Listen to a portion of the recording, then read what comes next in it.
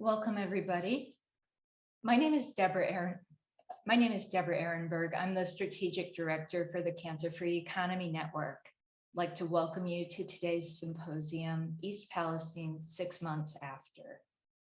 The Cancer-Free Economy is a collaborative network of more than 70 member organizations and individuals working together towards a society where nobody gets sick because of toxic chemicals in the places that we live, learn, work, or play.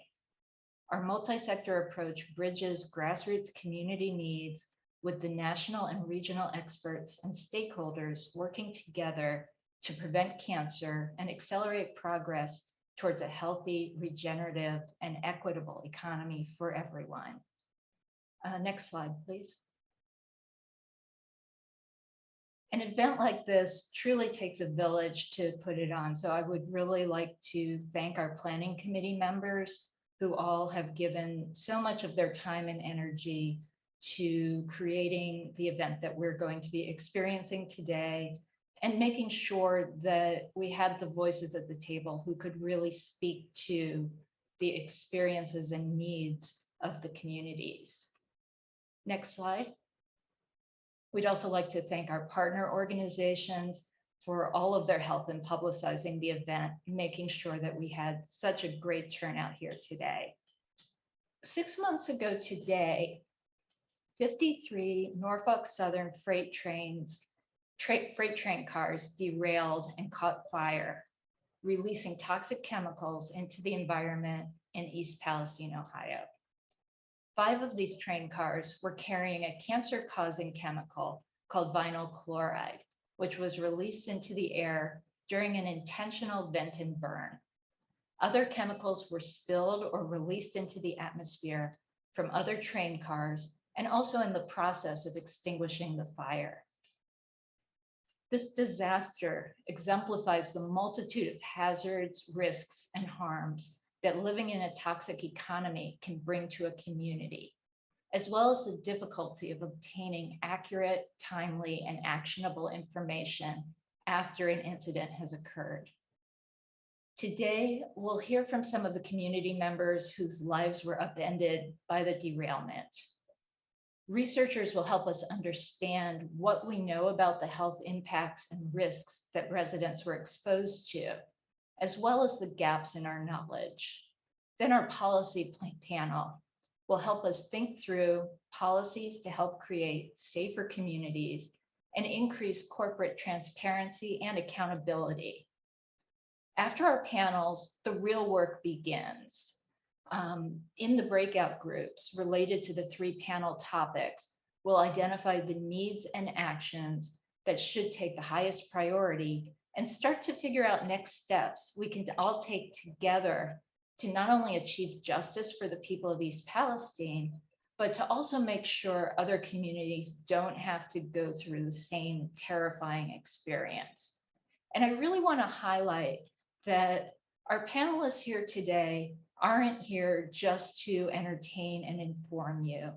They're here to help us get a groundwork of the information that we need so that we can plan action together, so that we can do something to mobilize and bring about the highest priorities to not only help the people of East Palestine, but the people across this country who face similar risks.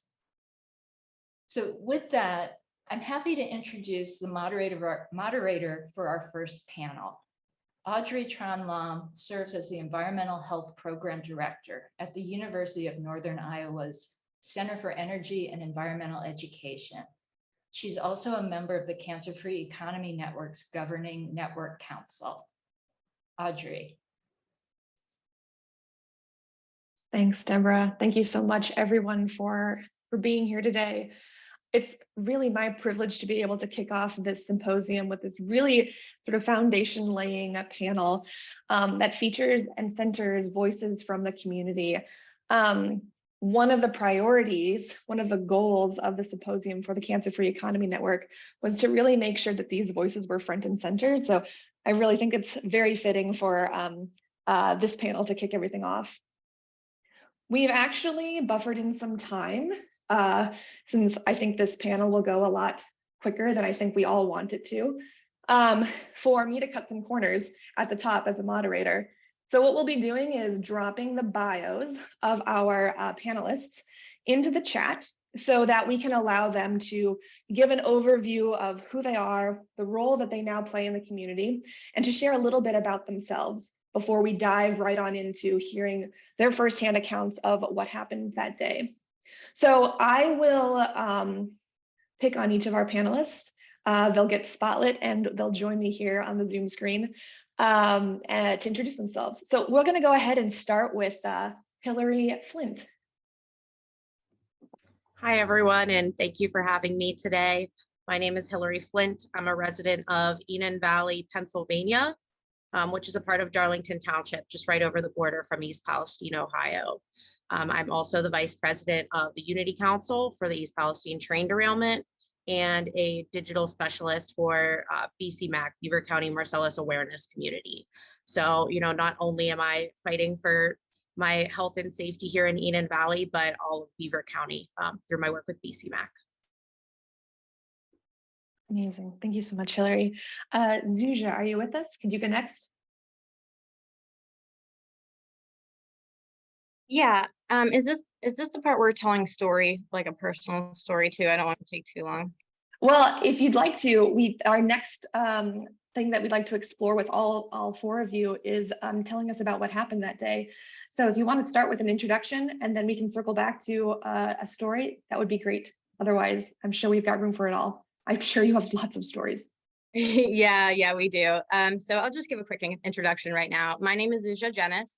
I'm a displaced resident of East Palestine. I'm also a founding member and lead of the community engagement of the executive board for Unity Council. For Unity Council.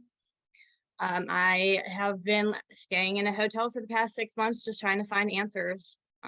Really appreciate everyone that's here today and making this conversation happen.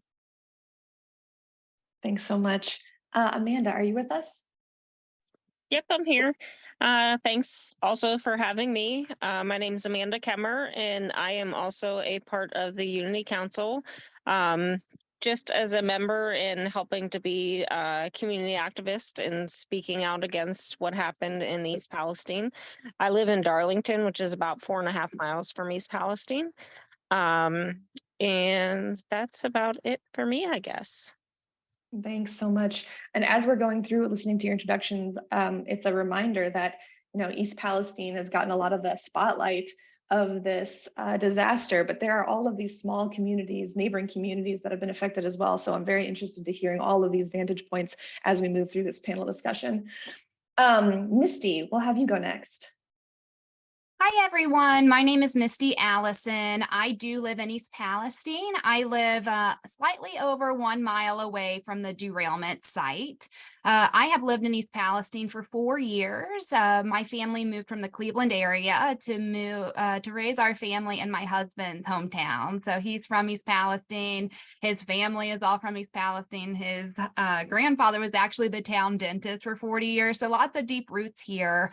We have 2 children that are small, Blake, who's 8, and then Audrey, who will be 2 in October. And we have a little dog as well. So that's us from a personal level. From a professional level, I work as a product marketer, but I have a healthcare background. So I have a master's in public health and health sciences as well. And I worked at Cleveland Clinic for about 7 years. So I have been very vested in everything that's going on with the train derailment and advocating for everybody from truly the healthcare standpoint, among other things as well. So I'm just very grateful to be part of this panel discussion today. Yeah, we're really happy that you're with us. We're happy that all 4 of you are with us. Something that I feel compelled to point out right now before we move on to hearing your stories about that day and your experience of it is that it feels as though you probably, if I were to wager, probably wouldn't have guessed that you would have been in these positions to advocate so fiercely for your community about a year ago. Is that right? Or had you already found yourself in these positions in your community? And that's for anybody. I'll start. So I've always been kind of an organizer, always involved in politics and advocacy. So I had always, done that work, did I think that I would be here today doing this specific work because my home was poisoned by a corporate conglomerate? No, I definitely didn't see that piece coming. Mhm. Yeah, and I would say from my perspective, what I keep saying is this was definitely not part of my 2023 personal or professional development plan. Never in a million years would I have thought that something like this would happen, literally in my backyard. But I've always been the type of person where I feel like there is some injustice, or if there's something that I can help out with, I will do anything that I can to be part of the solution and not part of the problem. Mm-hmm. Zuja, Amanda, any any insight there? For me, I never really thought that I would be in this position either. I have railroad tracks that run directly behind my house as well, and never in a million years did I think that something as tragic as this would have happened. Never saw myself being a community activist. But I kind of got thrown into it, and I have 4 kids, so I feel like I have to speak out for them and protect their futures. So of course I'm going to step into this role as a community activist. Mm-hmm.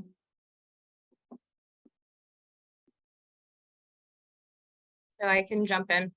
Yeah, I've never felt like I would be in this position either.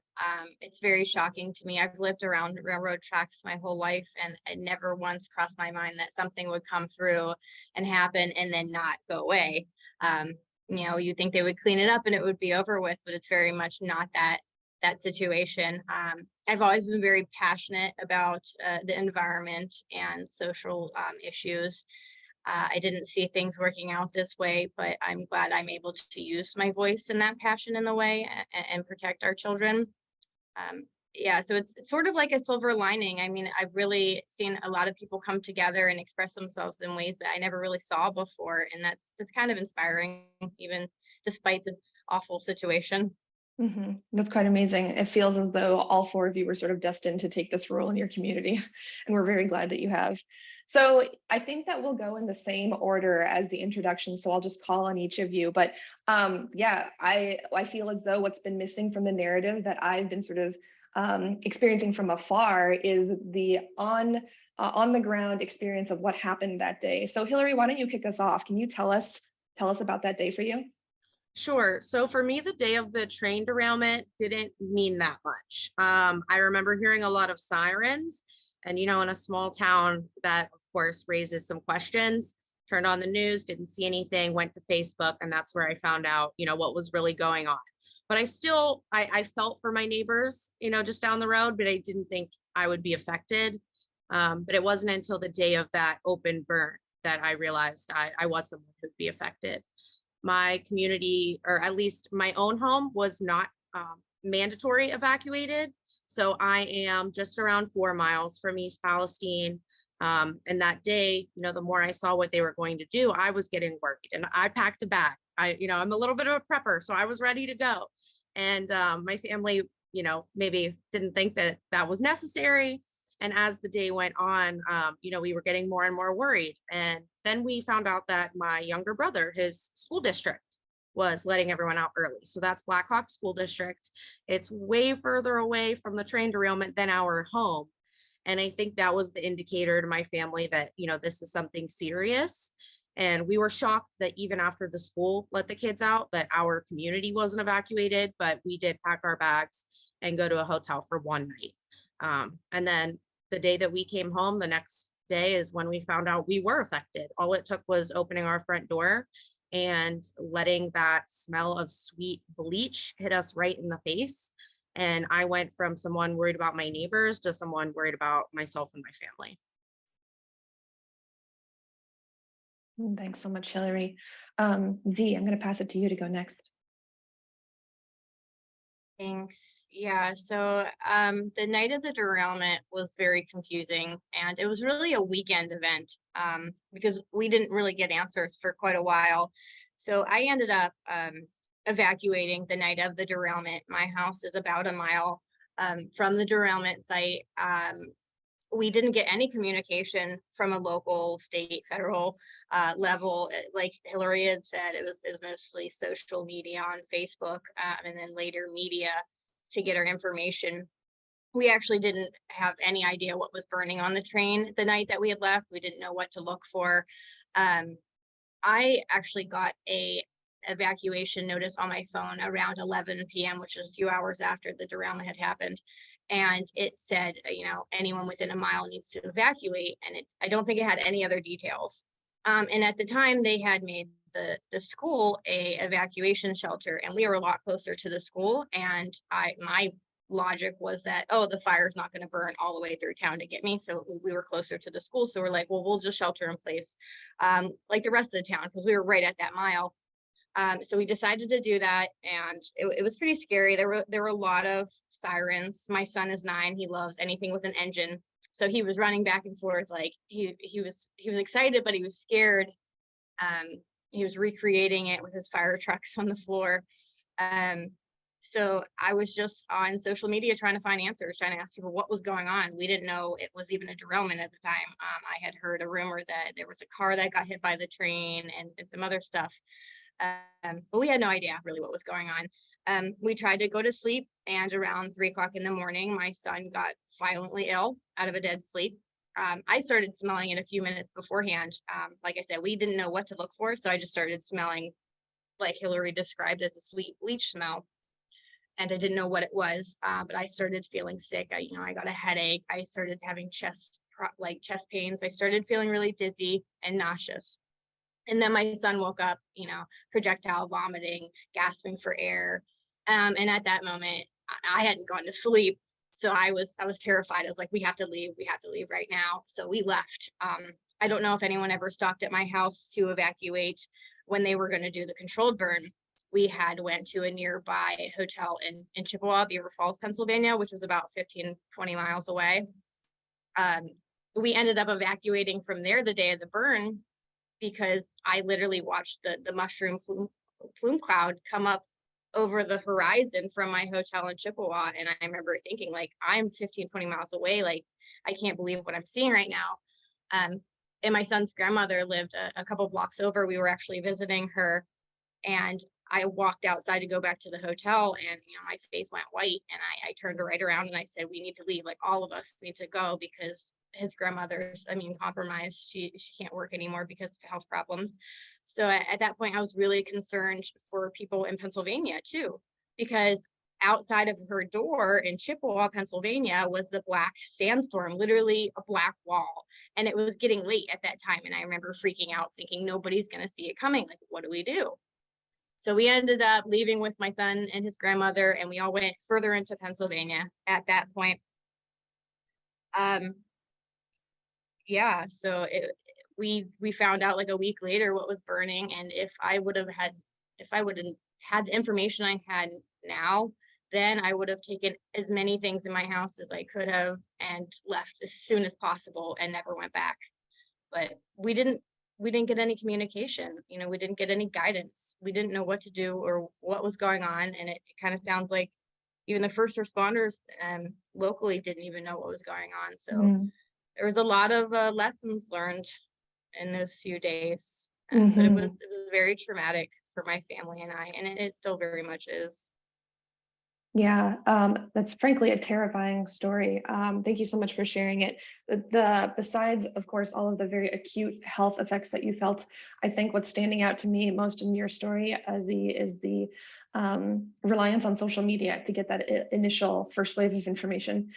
Amanda, I want to hear from you about your experience that day, and then Misti will wrap up with you before moving on to our next set of questions. Yeah, so for my family, we again didn't find out till the night of the derailment. We found out by social media, on Facebook. We saw it on there, and then my son, he was 17 at the time, but he actually drove down to the derailment. It wasn't blocked off or anything, so he went straight up to where it derailed. He was down there for about a half hour, and he came back and he had burning eyes. He was choking. He has asthma, so he was coughing a lot. he just kept saying, my eyes are burning, my eyes are burning. We thought it was just from the smoke of the train derailment. But later on that night and the next day, we all started getting irritated eyes. Didn't know what was on the train, didn't know it was anything we have to worry about. We live in Darlington, which is about 4.5 miles from East Palestine in Pennsylvania. So the weekend went on, and, you know, we started hearing like little rumors that there was some chemicals on the train, but nothing specific. And then Monday came around, and we decided not to send our kids to school that day because, again, we were worried about what was on the train, and we were just trying to keep everybody in the house and not let anybody go outside as much as possible. But on Monday, we did go to the store. That was the day they were supposed to do the chemical release. And by the time we came back, they had big PennDOT trucks in large horses and a state police trooper blocking the intersection of 168 and 51, which runs directly in front of my house. I live off Interstate 51. So we had to actually stop and ask them if we could get through the blockade, if we could get home.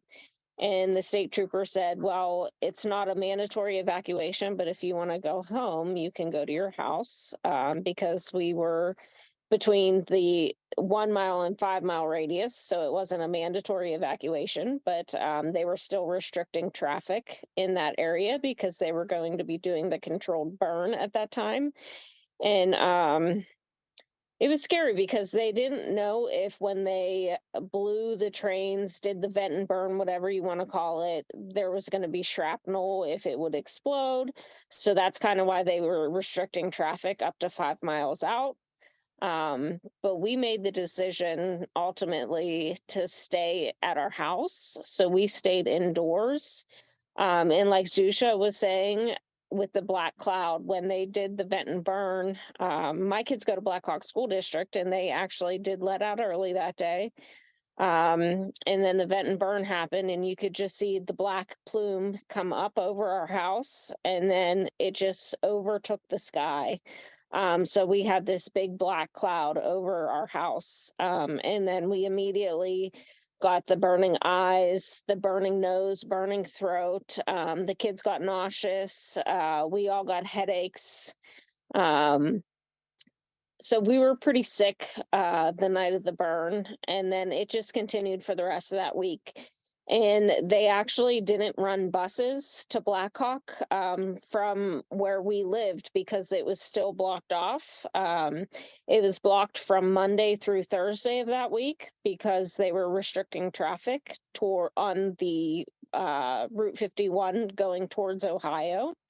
So buses were not allowed to pick up school students anywhere within that route. So my kids weren't allowed to go to school from Monday through Thursday of that week, which is crazy because you would think that if they were that concerned, they would have evacuated.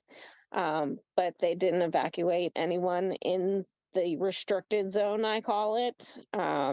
So we just kind of stayed home and mostly stayed indoors. But we were really sick that week. And it continued for months with the burning nose, throats, headaches. I've had several asthma attacks. My 4-year-old has asthma, and we've had to change medications around for him. So yeah, it's been a lot for us. It sounds like for all of you, it's been something of a saga that this has not let up. When we were doing some of our initial planning for this panel, I think one of the unofficial themes that we came up with was that things are not fine in East Palestine, Ohio right now, and surrounding areas. We should include them in that too. Misti, I'm going to pop it over to you. Sure. I'll be as brief as I can since I know we have a lot of great questions and discussion that we want to share. But to piggyback on what you're saying, yes, our whole experience the past 6 months I just keep saying over and over again, it feels like an apocalyptic movie. This is just something out of Hollywood and we're just living in it. It is just absolutely bizarre. So the night of February 3rd, we were actually at the elementary school, which is in walking distance from our house, and we were there for my son's basketball practice. My husband is the basketball coach for his youth team and all of his sports teams, to be honest. And so we were there as a family. My daughter loves like running around at these, practices. And so it's something that we all do together. And that's something in this community too. It's such a close-knit community. So everyone there. It was such a great night. We had a double header on Saturday. We had a great practice. So we were so excited. And then we went home and then started what I always call the bedtime hustle with 2 kids. It was a little later than normal for bedtime. And so, doing baths, doing pajamas, bedtime snacks, everything like that. And then I get a text from my sister-in-law in our family group chat, and it just said, hey, a train derailed next to one of the gas stations in town. And so sometimes, not very often, but what can happen is like a train will hit a car that was going through a railroad crossing when they shouldn't have. And so that's initially where our mind went. And so we were like, oh, we hope everybody's okay. Like, that's so terrible, praying for these people. And so I'm putting the kids to bed, and that was pretty much it in the group text. And so I'm putting the kids to bed, but we keep hearing these sirens going, over and over again repeatedly. And so my husband said, I'm going to go down to the bottom of our driveway to see if I can see anything. And I thought to myself, and actually said to him, like, you're not going to be able to see anything. We live like a mile away from that gas station. But he's like, let me just go and see. And so I put my daughter to bed, and then I was laying with my son, like putting him to bed. And then I get another notification from our family group text. And this is ingrained in my mind forever. I lift up my phone and see this picture that my husband sent. And you can just see this huge fireball from the bottom of our driveway. And that is the first moment where I realized something is deeply wrong here. And we've just had that same thought process ever since then when things happen. So we were not evacuated. We live 1.2 miles away from the derailment site. And we actually live right behind the high school. And the high school was where the American Red Cross was set up for those who didn't have anywhere to go that night and who did need to evacuate. So our thought process was, okay, these people know more than we do, all of these, leaders and first responders and whatnot. And so based on us being directly behind the high school, it surely must be safe for us to be here. But I'm a prepper like Hilary as well. And I am really good in a crisis based on some other dramatic events that have happened in my life. So I told my husband, I said, I am going to pack bags for us in the event that in the middle of the night, someone says that we need to leave. And initially, I would say all of us on this panel were thinking that the main concern was the fire. I was concerned about the fire engulfing the whole town, like in Chicago, like back in the day, and like the whole city catching up in flames. I never once thought that there were deadly chemicals on that train. I've lived on train tracks my whole life too, even when I lived in Columbus, Ohio, growing up. And honestly, before that weekend, I never thought about the dangers and the hazards that are on these trains. So I was concerned about that fire. So long story short, we did not evacuate that night. If I would have known what was on the train, I would have evacuated that night. My family chose to self-evacuate on Saturday evening because it just smelled really bad. And that is when we had heard rumblings again on social media that there were some dangerous chemicals on these trains. And when we heard that, and then really putting 2 and 2 together and piecing it together on our own and sleuthing with our friends and family, we made that decision based on our gut intuition that we needed to get out of there. Wow, it's incredible to think that a lot of these, the information that you needed to make those decisions was on you to find yourself, which actually gets us right into my next set of questions that I'm personally very, very curious about. And I think that maybe we've started to tease a little bit of your answer out in your previous answers, but I'm really curious about if you all can describe for us, maybe briefly, how information about the health risks of the chemicals were disseminated into your community, right? It sounds like social media might have been what's some of the ways that this was disseminated. But how was that disseminated? And then if there was conflicting information that was being shared that was out there that you needed to navigate. And then maybe as you're answering, remind us if you were part of the mandatory evacuation. I think that would help us. Misti, I see that you're unmuted, so why don't you kick us off? Sure. So I was not part of the mandatory evacuation, chose to self-evacuate that weekend. Honestly, even to this day, the potential health impacts have really been diminished. What we've been told from the very beginning was it's fine, everything is fine, the air is fine, the soil is fine, the water is fine. But when you do your own research, so you can Google and find, the data sheets for these chemicals. And it is absolutely terrifying because what comes out when you're doing your own research or when these independent researchers are coming into town or where some other like nonprofit agencies are coming into town and saying like, hey, if you are exposed to vinyl chloride, that is really serious. That can cause cancer such as lymphoma, leukemia, liver cancer, brain cancer, lung cancer in the long term. So I would say what we are hearing from these different agencies that are supposed to have our best interests in heart and the public health interest at heart is really that it's fine. And that maybe we are stressed out and maybe some of these stress symptoms are manifesting as some acute or like short-term rashes, headaches, vertigo, things like that. That is more of a stress response than a true environmental health hazard. Wow, it feels as though diminished was really the accurate word to use, Misti. Hilary, go for it. So, to piggyback off of what Misti said, we're told that it's safe. And, our pushback on that is safe is very subjective. It's not safe for everyone. That is what we know. We know that a lot of these standards that the professionals are going off of are based off of OSHA standards, which are 8 to 12-hour exposures. That's also mostly for men. And that's a singular exposure. It's not all of these chemicals together. So when we're being told it's safe, and a lot of people, and especially initially believed that, and they said, oh, okay, it's safe, we'll go home. But what they didn't realize is that it wasn't safe for their elderly family member. It wasn't safe for their child with asthma. It wasn't safe for, someone like me, a young adult cancer survivor with autoimmune issues. So we're told it's safe, but they can't guarantee that for every single person. Of course, in anything, there are outliers. And in this community, there's going to be a lot of them. And we've had to become our own experts. We have not been given very specific or helpful information.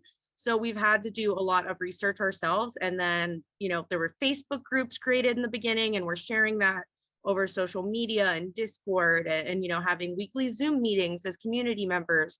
But that's all been on us. And so I imagine then that if based on what you were saying, Misti, and sort of what you've confirmed in your own experience, Hilary, that when word comes from official channels, that it can contradict or conflict with what it is that you're all learning. And I don't think that it's probably fair to say that everyone shares your, MPH background, Misti, or your nursing background, Hilary. And so some of this information, sleuthing this out, is probably pretty overwhelming for a lot of folks. Amanda, do you want to talk to us about your experience with health information coming out that you had to navigate? Yeah, so I'm a nurse. I've been a nurse for 20 years. So also know that from these safety data sheets on these chemicals, it tells a lot. You learn a lot from looking over these safety data sheets on these chemicals, that they are highly toxic. Yet we have the EPA and the CDC coming in here telling us that we're fine. Yet the CDC basically told us that they can't test for these chemicals, but all they can do now is watch and wait for people to have cancer. So that was kind of disheartening. Like Hilary, I'm also a cancer patient. I have stage 4 kidney cancer, so I'm immune compromised. So for people like us, we're more susceptible to these chemicals. And we have independent scientists coming in and telling us that it is not safe to be here, that there are still chemicals lingering in the soil and in the water. People are still testing positive for these chemicals, despite the fact that the EPA and the CDC tell us that there are no specific tests for these chemicals. We know that there are. So there's a lot of conflicting data that comes out and that people are telling us. Even the physicians don't want to test for these specific chemicals. You have to go to like Dr. Chai here in Darlington, who is a chiropractor that is testing people for these chemicals, because a lot of physicians don't want to test for it. But we know that it stays in the body for a long time, though some physicians say, well, it's only a 24-hour exposure limit. After that, it's out of your system. Yet people are still testing positive for vinyl chloride and benzene. So we know that that's not true. We know that these chemicals are long lasting and they stay in your body. So the EPA and CDC, I don't necessarily think that they have our backs and our best interest at heart. I think they're playing a narrative, and they just want everybody to think that everything is fine when in reality it's not. We're definitely going to circle back around to picking apart some of the official government response and the narrative that you've sort of had to swim upstream against. So we'll definitely circle back around to that. But Zuzia, before we wrap up the this question about conflicting information, channels of information about the hazards of these chemicals, I want to make sure you get a word in too. Yeah, thank you. So I think one of the biggest issues is this has never happened before at this size, and it's never affected such a wide range of area. I mean, they followed the plume down the Ohio River, which is a drinking source for nearly 5 million people. People tracked it all the way up to Canada, and they are right now totally dismissing that plume map of how many people were truly affected. And I think it's easier for them to write us off and not address such a huge issue and impact on our community. There's no comprehensive list of what's being tested for, whether it be in our bodies or in air, water, soil. Nobody was in a lab mixing this stuff together and setting it on fire just to see what would happen. So yeah, it's concerning that instead of saying we don't know, they'd rather say, no, it's fine, don't worry about it. I got a lot of conflicting information, particularly from CTEC, who is the contractor from Norfolk, who was doing the initial indoor air monitoring test in a very small area. And I spent hours on the phone with these people, meeting them and talking to them, and they straight up told me lies. I mean, they told me dioxins weren't created from this burn, or that it couldn't get into the soil from the creeks because the water was moving too fast, just like ridiculous stuff. So that really made me lose faith in the authority of who is handling this. Yeah, and then meeting with these independent scientists, they really brought to light a lot of real problems that are just disregarded by Norfolk and these government agencies for whatever reason. It's very concerning. Extremely concerning. All of you are sharing really important perspectives that are sort of knitting together a constellation of experiences that I think are being lived and have been lived by the folks that live in your area. So this is just very, very rich discussion. Thank you so much for your insight and your vulnerability. I do want to go back to some of the points that Misti and Amanda were picking apart from us regarding sort of the official channel or government narratives that you've had to it feels as though the correct phrase is fight against, right? So the narrative that I feel as though folks who don't live in your part of the world are hearing is that things are fine, things are back to normal, environment and people are healing. How does that differ from from your on the ground experience. Amanda, we'll go with you, and then I'd like to hear also from Misti, since it feels as though you have some things to say about that. So yeah, we actually keep a notebook at my house of our symptoms and what's been going on in my family here. So from day one, it started with, the burning eyes, nose, throat, nausea, headaches. We've had asthma attacks. My 4-year-old has asthma, which became uncontrolled after they did the initial chemical release. Several weeks later, we had to go back to his pediatrician and get his medications rearranged because he wasn't doing well. My 8-year-old was recently diagnosed again about a month after they did the chemical release. Newly diagnosed asthma, never had problems before, started her on medications. Myself, who's never had a problem with asthma, after they did the chemical release, within that first week, I had 3 asthma attacks. Again, myself had to get started on some inhalers. So it's been an ongoing thing for us. Even to this day, when they were digging up the chemical pit, when they're digging up the north track, when they're digging up the south track, anytime they're digging, it digs up all of those chemicals, and then it gets into the air and it triggers these symptoms to just come right back. So you may be feeling fine for a few days, maybe a week, if that. And then when they start digging in these areas that are heavily contaminated, it gets into the air, and then people get sick all over again. They send out these newsletters from East Palestine telling you what they're doing that week, but sometimes it doesn't correlate with what they're really doing.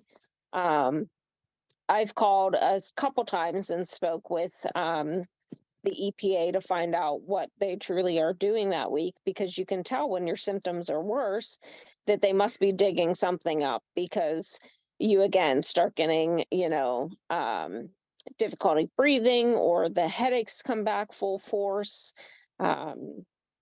It's just been an ongoing nightmare, to be perfectly honest. Like I said, my 4-year-old, my 8-year-old, even my 16-year-old is experiencing symptoms from nausea, diarrhea, headaches. The initial burn was awful because it felt like you were choking and that you just had an absolutely raw throat. It was just, I don't even know. It was awful to, experience all that for us. And even today, still experiencing those symptoms. Very, very clear indications of your body telling you that things are not fine. Right. Sounds like. Yeah, they're definitely not fine. Mm-hmm.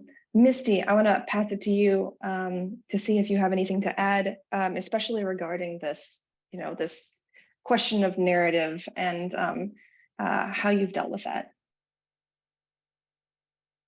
Definitely. Thank you. So I do want to say I am the type of person where I will give credit where credit is due. And then also at the same time, I am willing to speak up and say if I feel like something could be enhanced. And so I think that is great to mention here, because is the cleanup going on? Yes, that is true. So a lot of contaminated soil has come out of the area. A lot of contaminated water has left the area. And so this is actively going on. And for that, I am grateful, because in the beginning, Norfolk Southern put the train tracks right on top of the contaminated soil, and the EPA made them rip that up. So I just want to be clear that this is getting cleaned up, but 6 months into it, this is still ongoing. And that is something that I think that the nation, or from a global level, doesn't realize, because I think it just seems that this was a soundbite, this happened, this was terrible, and that it's over and done with, but that is not true. So while, the air tests from the EPA say that it is, that the air is safe, they have not done indoor air testing, which is a shame. And that is something where we would definitely like to see the testing from the EPA and other like government entities to be in lockstep with some independent researchers. That's something that we would be very open to doing. And I think that would give a sense of assurance and a sense of commitment that this was being done right, because there's so many smart people in the world. And so it would be awesome if the government would say, yeah, we would love to hear from what these world-renowned scientists are saying. Like in my life, I love to get opinions from other people who are smarter than me and who have done it before. I'm a firm believer in work. I always say, you don't have to reinvent the wheel. You just need to know how to spin it. So let's embrace all of these other people that want to help East Palestine and the surrounding areas. Like education is key. And so that is really great. So there is cleanup that is happening. So I do feel like the drinking water is safe and is being monitored more than ever. However, the groundwater and the creeks that run through town, they are still highly contaminated. And that is something that the EPA, if you like dig into it or if you ask directly, they will admit, like Leslie Run and Sulphur Run are highly contaminated. And now what I want to share about that is, okay, so why is that such a big deal? It's such a big deal in East Palestine and the surrounding areas because a lot of our businesses and homes either sit directly on those contaminated creeks or they run directly through those homes or businesses. And so I feel like that is where a lot of these issues and health concerns are happening. So there isn't a strong like correlation in between those who are directly by the derailment site who are having some of these symptoms. It's really dispersed through town. It's very similar to like COVID, where we all know people who have never had COVID before. We know people who maybe just had like the sniffles. We know people who were in the ICU, and we know people who have passed away, sadly. Everybody has their own biologic composition, and they're predisposed to being impacted by some of, what's going on in the environment. So I think that this is happening here, but nobody is really being empathetic or even open to having that curious conversation to exploring this some more. So that's something that I want to do. I don't think that anybody is making this up. I think that everybody's symptoms are genuine. I truly believe people. And so that's really, I think, what's at the heart of it, that the response, it doesn't really match up, and something that if you don't live around this area that you might not realize. So it's still an ongoing investigation. It's still an ongoing cleanup effort. And sadly, there are people that are having symptoms because this is still a continual issue in our lives. Mm-hmm, mm-hmm. Thanks, Misti. Thanks, Amanda. In just for the sake of time, and because we're getting some really amazing questions in the chat that I want to make sure that we can get to and address, I am going to just ask two more quick ones for you in our sort of moderated discussion before we move on to the chat Q&A. I think that your perspective in this question, and especially, is going to be very valuable for our participants today. And if we can hear from all of you, that would be great. But quickly, what should have been better in the response in those very early days? And I'd also be interested in sort of the subsequent months. So we're looking at sort of two phases of time here: early days, and then, of course, the ongoing saga that we've mentioned you've all had to slog through. And any of you can kick us off. But Misti, you are unmuted. Oh, Hilary, go for it. I didn't mean to cut you off. Yeah, I was going to say, I'm not at a point right now where I'm looking too far in the past and thinking they should have done this, they could have done that. My question is, what can we do right now? And there are a lot of things we could do right now that would help people. So again, this indoor air quality testing is the most important thing that we're pushing for.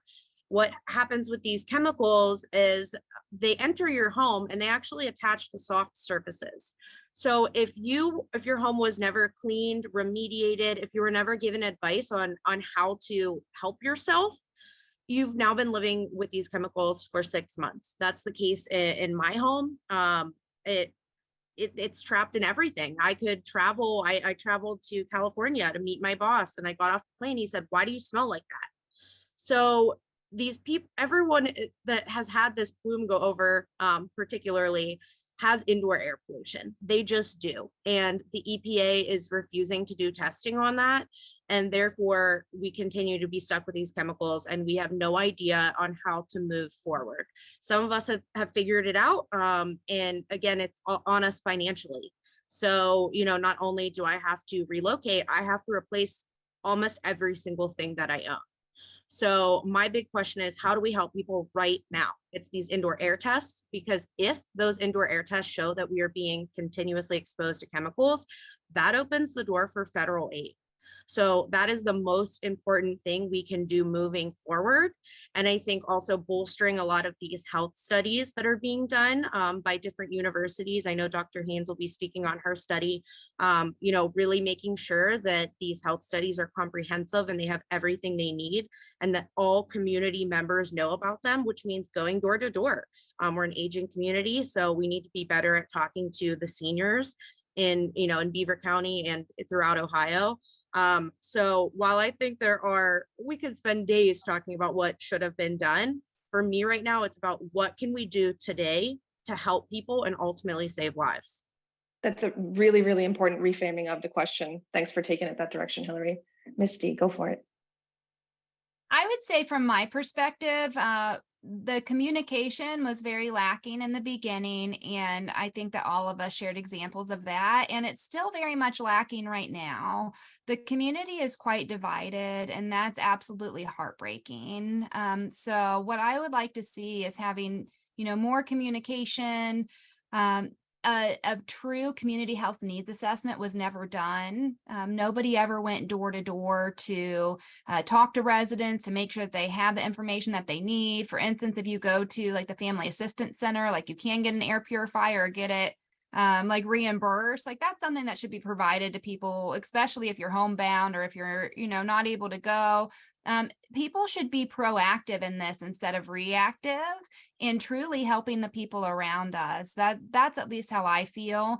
And you're not going to be able to rectify the situation if you don't have the data and if you're not able to see the full picture.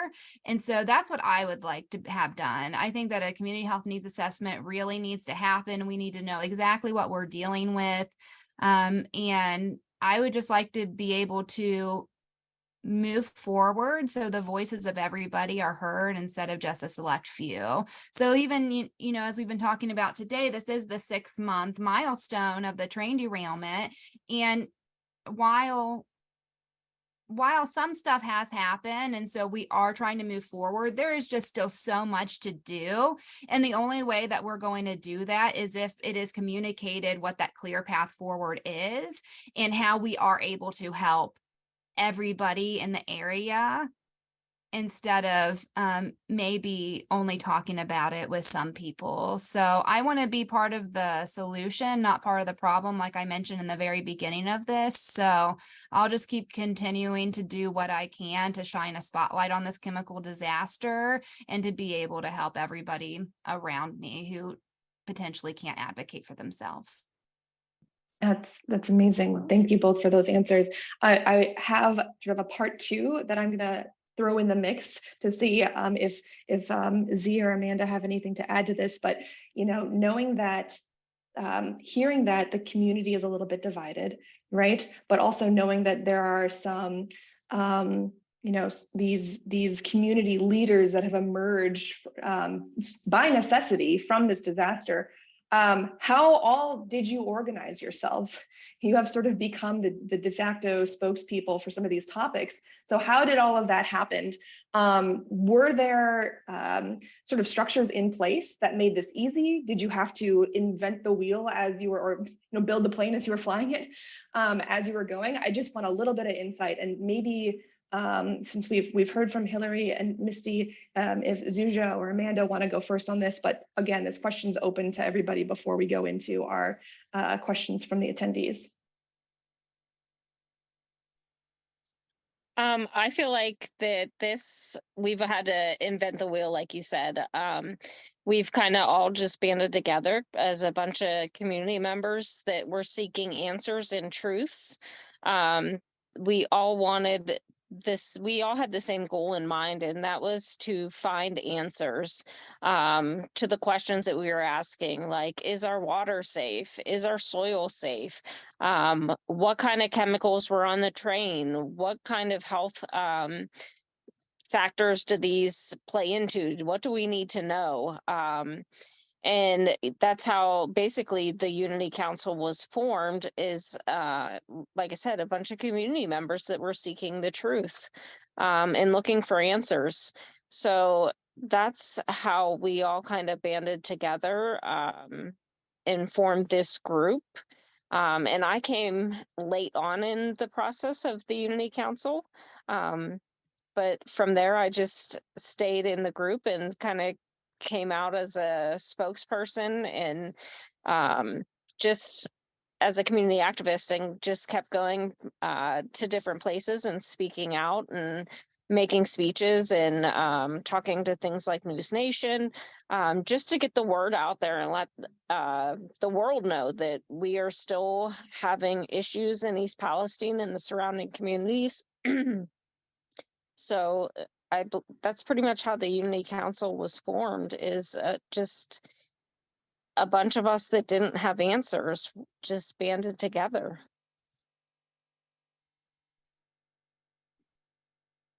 Z, anything to add? Yeah, I agree with Amanda. We really felt like we had to take it into our own hands, and we saw that no one else was answering these things for us, and we had to live it every single day. We had to go to sleep with it every single night. You know, we had to give answers to our children that we didn't have. And I know Misti and Hilary have a little bit of a different angle coming in on this. But yeah, nobody reached out to me personally. I've still not been contacted by anyone other than, you know, community organizers and media. I've not had an official person reach out to me. Nobody's making sure I'm okay. And there hasn't been any door-to-door, but the people who've moved away may be impacted more so, and we've just been totally forgotten. So to understand there's a dire need here and nobody doing it, like, a lot of us felt very compelled to do something. You know, I've never organized before. I've never done anything like this before, but it very much felt like a life or death situation. As a necessity. As a necessity, very, very well put. So I think we'll go ahead and shift now into some of our participant questions. We've done a really good job of covering a lot of things that I had prepared beforehand to ask you in all of your answers. Though, as we are, answering more questions, please do feel to expound upon things that you really want our attendees to know today. But actually, the first question is directed specifically to you, Misti. The question goes, what are local health professionals and hospital systems saying about what happened and continues to happen to impacted residents?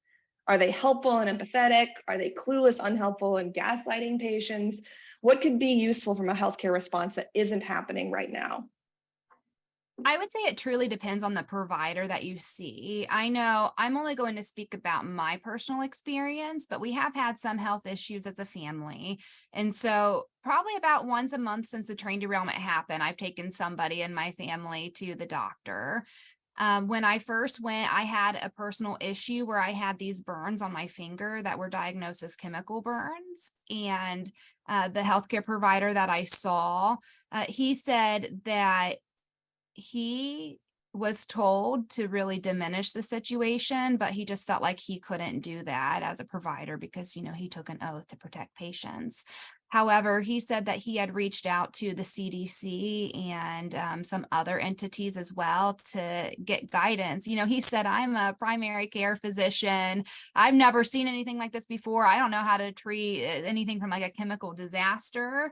And really, he was given very little guidance to do anything. So typically what I have seen from my experience is that the providers are treating just those symptoms, but then aren't curious enough or willing enough to investigate further. So when I went for that experience, they gave me an antibiotic, they gave me an antifungal. They actually had to lance my fingers because they were so swollen and kept swelling so much while I was in that doctor's appointment that it was alarming. Like I almost had to go to the emergency room. And it was quite embarrassing. I've never talked about this before to anybody, like actually. But So so he treated like those symptoms and with just everything, just throwing medicine at it. And so that did go away, thankfully. And then he did order like a lab panel, because he's like, we can test and see like how your liver is functioning and, like what your blood work looks like. But however, we can do that like in a couple of months to see. But he's like, I don't even know what tests like I could run to see if you were exposed to any of these chemicals. And then with both of my children, they've had some ailments. So like my son has had like terrible bloody noses. And when I talked about that, there was nowhere to report that from a public health perspective. I was just told to report that to my own individual provider. And then when I mentioned about that, I said, well, you realize if it's not going to the same place, everybody has different doctors. So there's not going to be that trend or that data to show that this is like a major issue in the community. And that was just met with like total apathy. So I told my provider what was going on with my son. And then they mentioned, oh, he could just be irritated somehow and like put Vaseline up his nose and it should be fine. And then my daughter has been having some really bad rashes that they diagnosed with contact dermatitis. And so that doctor has said, we understand that something in her environment is irritating her skin, but we don't know what it is. So they prescribed a steroid cream and then the rash kept persisting. And so they prescribed a stronger steroid cream and that did clear up the rash so that, that immediate acute issue. But they said, have you changed your laundry detergent? Have you changed your clothing? Have you done anything different in her diet? And it's like, absolutely not. I'm doing the same thing. And she wasn't very like predisposed to having like skin irritations before. Like my son has super sensitive skin, but not my daughter. And so they're just like, I don't know, like when this happens again, just come in again. And so that has been my experience and the experience of other people that I know as well. And hopefully that answers your question. I think it does, though. Please let us know if there's any clarification needed to include. So it sounds like, just sort of synthesizing what you've just told us all, Misti, that there's a lot of chaos when it comes to education of healthcare providers, right? It doesn't seem like there's a very succinct message that they're, or like education that they're receiving. And I think that Molly Jacobs also put something in the chat to that effect, that our healthcare providers really don't have a lot of knowledge, experience, training when it comes to environmental factors that may be impacting our health. And then also, as you were describing about all these potential tests that could be thrown at you, it sounds like that could be a pretty significant expense on the individual. Not to mention that, like, the lack of long-term tracking that I think Zuzia, you pointed out in the chat also, that there's just no repository for all of these small symptoms to be gathered up to be looked at later down the road. So this is, your answer, Misti, has given us a lot more to think about as well. And one thing I just want to quickly mention, because I know for the sake of time, I'm just going to be brief, but I just want to share about that experience. It's just so important if you're a provider on this forum to just really empathize and to treat patients as like human beings. Because when I went in there for that finger situation, like I waited until the last possible moment because I had heard so many other stories of East Palestine residents who were being turned away or who were being told that we were just like making it up or doing something to cause these symptoms. And so I was actually so nervous to go to my healthcare provider about this. And I'm probably going to start crying talking about this. Again, I've never talked to anybody about this, but I went to the front desk and I was so nervous. And because they're like, well, what's going on with you? And I'm like, like my fingers or something's wrong with them, something seriously wrong. And they were like, okay, well, we'll see you. And I said, oh, thank you so much. Because I thought you were going to turn me away and I didn't know what else to do. And then she said, like, quietly, she was like, honey, I live in East Palestine too. Like, I understand you are not making this up. This is not in your head. So it just really depends on the person that you're the person that you are talking to and the person that you come in contact with, as if you are being treated as a human being or if you are being treated as a problem and merely tolerated in some instances. And I think that that's really important to share because like in the aggregate, it can just seem like it's, East Palestine as a whole or like 5,000, 10,000 residents in the surrounding community too. But we are people, and this is just such a very traumatic experience that we're all going through, and we're going through enough already that we don't need to be worried about getting common medical care that should be a right. Thank you for adding that, Misty. I think that was really, really important. And actually, in the first part of your answer, when you were talking about what your children are experiencing, we actually had a question in the chat. There's a lot of curiosity about how your kids have been impacted, since so many of you are mothers. Have you had to make changes to, like with regards to them playing outside? And I'll also add to this question, like what other changes to your day-to-day lives have you had to make or to adapt to the fears that you have about the sort of cleanliness of your environment? This is an open-ended question from the chat to any of you all. So if anybody wants to start us off, that'd be great. Really, how have your children been impacted, and then have there been changes that you've had to make considering their safety? Thanks.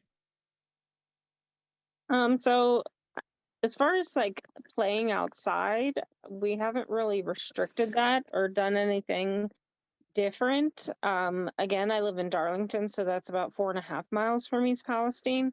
The kids still go outside, they still play. In the beginning, there were days where there was a strong chemical smell outside. And obviously on those days, we didn't go outside. We stayed inside on those days. Again, when they were digging up the tracks or the burn pit, on those days, there would be a heavy, almost chlorine-like, or other days it would be a really, like Hilary explained, a sweet bleach smell. On those days, we don't play outside.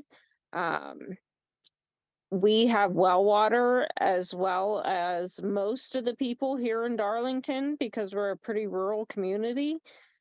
So we still use the water to bathe in, but we don't use it to drink, to cook. We're still using bottled water, and that's another necessity that's not being addressed. We're still relying on the kindness of strangers that are delivering pallets of water to the churches and different places around the community, because the government still hasn't stepped up to even give us so much as a bottle of water. So we're still picking up cases of bottles of water from local places that have been getting donations of it, because we don't feel safe drinking the water. In the beginning, the kids were getting nauseated a lot. And our pediatrician told us not to be drinking the well water. So that's something that we did change. We usually have a garden, and we cleared out all the dirt from, it's a raised bed, so we didn't plant anything directly into the ground, and we did clear the dirt from there and put in just topsoil, from Home Depot, because we were afraid to plant anything into the dirt, because every year the kids like to do a garden. So that was another thing that we changed. Other than that, I don't think we've really changed much as far as the kids. But like I did say, that they still experience symptoms and have this whole time. So we haven't really changed too much. Thanks, Amanda. Others that would like to comment? I know we heard a little bit from you, Misty, about your kids' experiences. I can speak on that. Yeah, so my son is 9 years old. He is immune compromised. He has asthma. He's got some other issues. He got very sick the first night that we were there, like I mentioned earlier. So I haven't brought him back into town. I still get sick when I spend too much time in town, particularly by the creeks, or if I were to go into my home. So I've kept him away, but he still has developed a rash that's currently unexplained.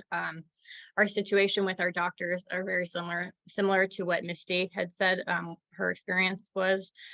And I feel like it's really hard for the kids to understand, at least my son, to understand why, you know, some of his friends moved away, some of them got very sick, other ones are still going to that school. So that's got to be hard, and it's traumatic that we've lost our home. I mean, we couldn't take any of his toys. He's 9 years old, and we have to replace everything. So that's challenging. He had to finish the school year online, and the school was not prepared. They didn't have a program in place, so that was very chaotic. There was a 2-week time period where we literally had nothing because the school was just working on it. So he may have to start next year rebuilding on what he missed out on this last year. He also struggled with online school during COVID. So to redo all of it over again, it's been really hard on him, I think, and it's been a very disruptive childhood. And this whole situation is just so confusing, even for me as an adult, to try to comprehend why some people are saying it's not safe and they're getting sick and then others aren't. So, yeah, I'm worried. I'm definitely worried about these kids because my son doesn't express his feelings very much. So to see him like frustrated or sad, it's hard. And I really worry about the children's, I guess, perspective of, you know, the government and the agencies in charge. Like, can they trust them? You know, it's gotta be so confusing and overwhelming, I'm sure.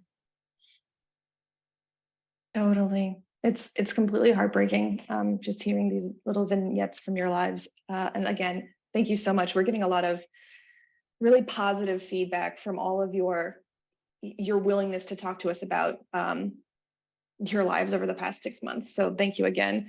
I'm going to put just a very quick call, like a last call for questions from attendees, and hopefully they can be quick questions. Maybe some of our panelists can answer them in the chat. But I have one more question from an attendee before my final wrap-up question for you all. What advice would you give to people living in communities that have similar toxic disasters in the future? Because our trajectory so far is looking like there will probably be more of these in the future unless some big things change. So very curious to hear from you all. What advice would you give to these communities or these people living in these communities? I would say my biggest advice is you could talk about it from the macro level. So, I mean, obviously a lot needs to be done in regards to what's carried on these trains and what's transported and what's produced from, the plastics industry. You could talk about this in so many different ways.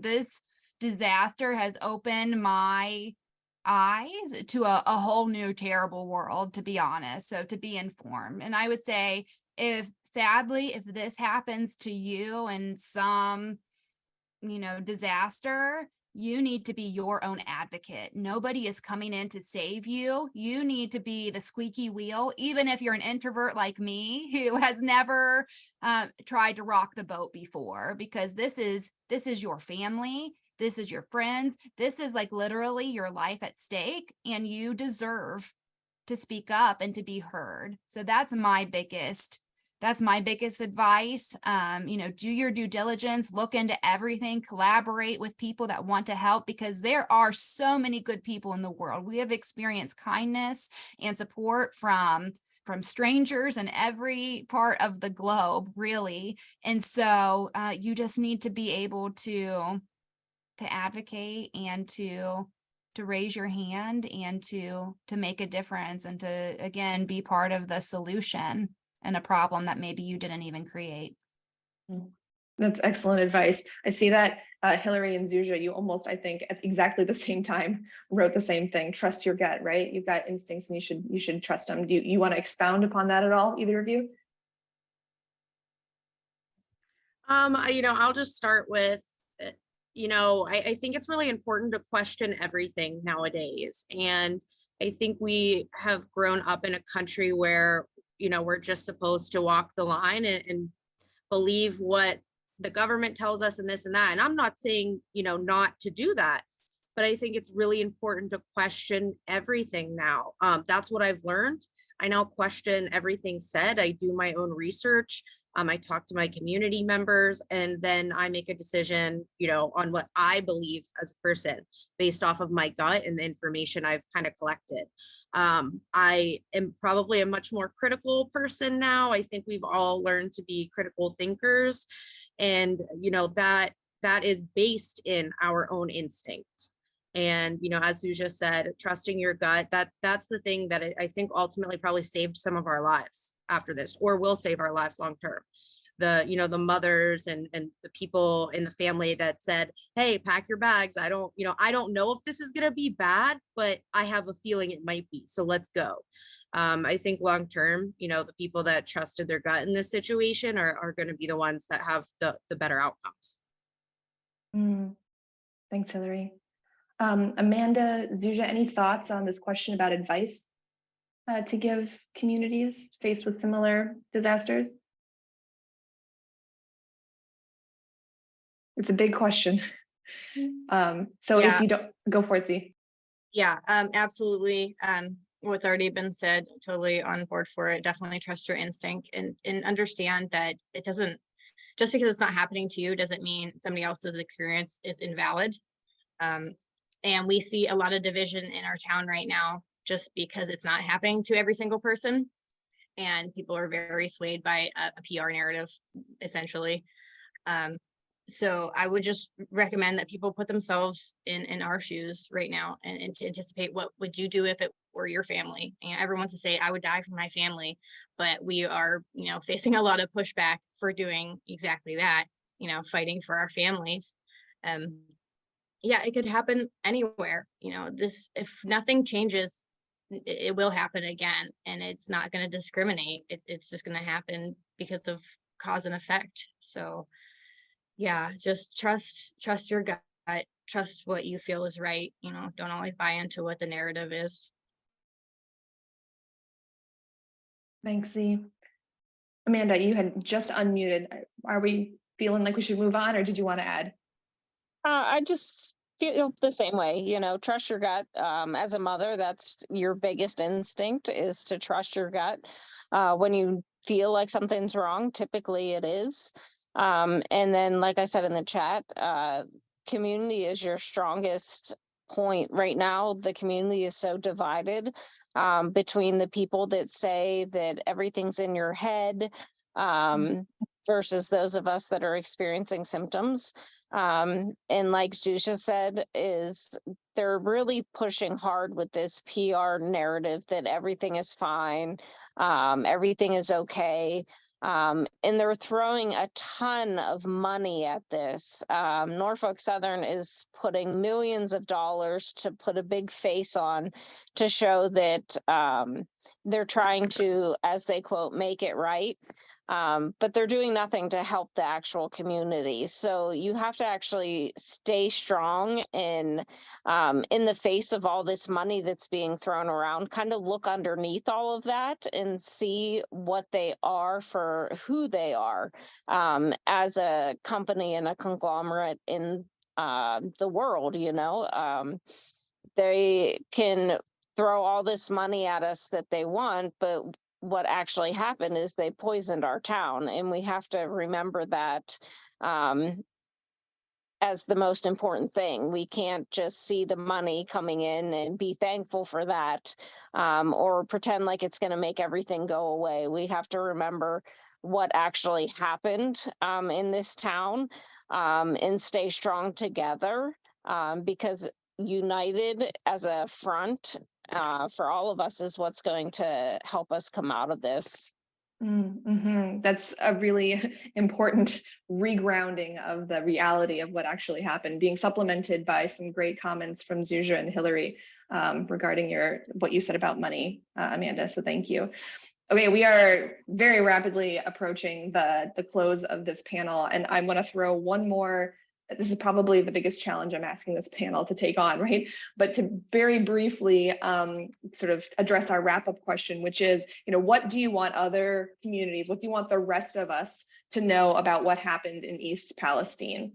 You know, if there is a message that you wanted us to take away, besides all of the very goosebump inducing things that you've told us today, what do you want to make sure we walk away with from this panel? Hilary, go ahead. Our problem now is your problem in the future. What's happening in East Palestine and the surrounding areas right now can happen anywhere. These trains travel all throughout the United States. And if we don't get this right, what's happened here and how to move forward, then we're not going to be able to do it right in the future. So, you know, don't let what's happening here, you know, go out of the news. Talk about it with people. Help, you know, if we are pushing petitions or legislation, help us, because we are, you know, going to be the example for this moving forward. So let's get it right. Thanks, Hilary. Misti, Z, Amanda, go ahead, Misti. Sure. So I would agree with Hilary. This is something that is absolutely terrible, but there's been so many other examples of this in history as well. And so when is this going to stop? What I would like to see, you know, I don't want this disaster to be for nothing. I want this to be the catalyst for change. And so for that to happen, we need other people to help. This is not just an East Palestine problem. This is an every person problem. This could happen in any area in the United States and really in the world too. So just help us be part of the solution, because it's a terrible problem. And there's so many different ways that we can look at this, but 6 months in, this is not done. This is really only the beginning and skimming the surface. And I'm going to add a link in the chat of an article that I just published today that will elaborate a little bit more on this, so you can get my viewpoints on this in different ways to help. But thank you for the question, and thank you to everybody for inviting us to be here. We really, truly appreciate it. Thank you, Misti. Amanda, it looks like you're next. The only thing, I just agree with what Misti and Hilary have said, and that's that we need people to support us with legislation. And statistically, a train derails every 3 days in the United States. A Norfolk Southern train derails once every 7 days in the United States. So our problem truly is your problem. These trains run through everybody's backyard in the United States. These trains derail frequently. It's not just our problem, it's a you problem as well. We just need to be conscious of what happened here, because it truly can happen anywhere. Thanks, Amanda. Zuja, you get the last word. Yeah, I think y'all covered it really well. But it won't be the first, or wasn't the first, and it won't be the last. It's just a matter of time. Unless something systemically changes to put people over profit, it's going to continue. And, you know, they're not making it right. They never planned on making it right. Historically, they don't make it right. They cover it up and they go on with their business. So yeah, I think it's really pertinent that we stick together as a community and reflect on compassion and understanding and communication to prevent this from happening ever again. And what's said and done is done, but we can still change moving forward. Absolutely. And excellent answer. I feel like the message is loud and clear coming from you all with this wrap-up question, that really this is not something that is an isolated incident, and this needs to be on all of our radars. Hilary, I want to just point out all of the love that you're getting for that last comment that you raised. I think this is the audience that understands that most intimately of all. This is a very important problem with far-reaching tentacles that spans a lot of our lives and consumer lives. So I mean, I have so much to say. I'm reflecting on so much, and I just have a lot of gratitude for you all to take the time to be continually willing to be the people to speak up, since I'm sure this has been a very chaotic, demanding last 6 months of your lives. So thank you for being here and for sharing all of this with us. I hope you get a chance to sort of peruse the chat. You've been getting a lot of love from everybody who's been in attendance. So just a big thank you from all of us. Unfortunately, I'm going to have to toss it over to Deborah to make sure that we get a little bit of a break before moving on to our next panel for this long day ahead of us. So just once again, thank you so much. And to all of you attendees for joining in on this really important foundation laying #1 panel.